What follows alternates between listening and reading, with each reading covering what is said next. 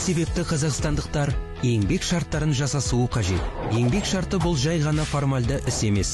Жұмыскердің еңбек қатынастары мен оның құқықтық қорғалуының негізі. Шартта жалақы мөлшерін, жұмыс кестесін, тараптардың міндеттері мен құқықтарын қосалғанда, еңбек шарттары да нақты көрсетілген.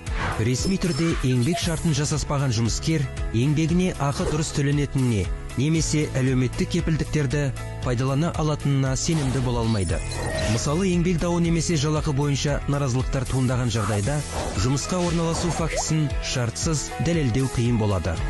Бұған қоса, еңбек шарты ақы төленетін демалыс, денсаулығына байланысты еңбекке уақытша жарамсыздық парағы, декреттік демалыс, зейнетақы және басқа да әлеуметтік төлемдер сияқты маңызды кепілдіктерді қамтамасыз етеді.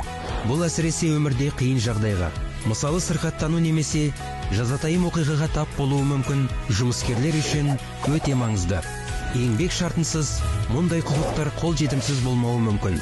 Демек, қиын сәттерде қаржылық қолдау болмайды. Басыңызды тәуекелге тікпеңіз.